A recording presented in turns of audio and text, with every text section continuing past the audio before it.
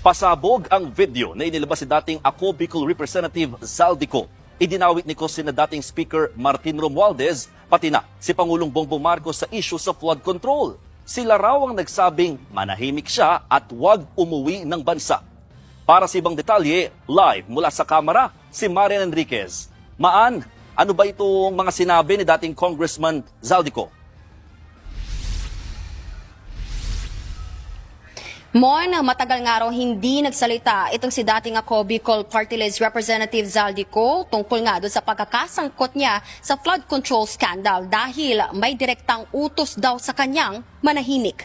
Sa isang video, sinabi ni Ko na galing ang utos kay dating House Speaker Martin Romualdez at nag-ugat daw ang direktibang ito mismo kay Pangulong Bongbong Marcos. Kwento ni Ko, plano naman niya talagang umuwi sa bansa pagkatapos ng State of the Nation address ng Pangulo.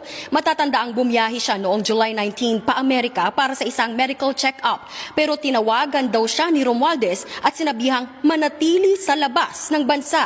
Sabi ni Ko, aalagaan daw siya bilang utos na rin umano ng Pangulo. Narito ang bahagi ng pahayag ni Ko.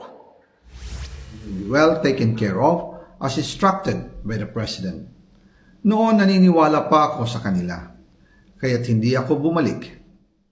Tumikom ang aking bibig, sumunod ako, pero ang hindi ko alam, ang ibig pala nilang sabihin sa aalagaan ka namin ay gagamitin ako bilang panakipbutas sa kanilang kampanya laban sa korupsyon. Ginawa nila akong poster boy ng kanilang sariling kasinungalingan. Ngayon, hindi na ako mananahimik, ilalabas ko ang lahat ng katotohanan.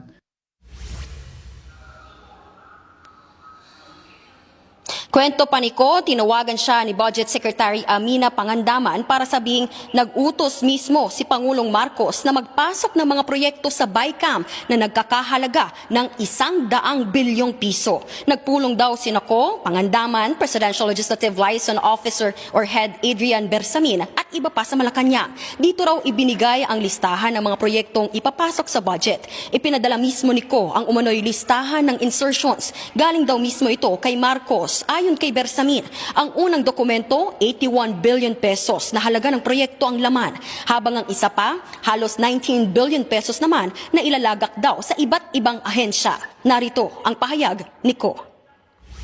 Tinawagan ko po si dating Speaker Martin Romualdez at nireport ko ang instructions ng Presidente to insert the 100 billion projects. At sinabi niya sa akin, what the President wants, he gets. Tinanong ko po si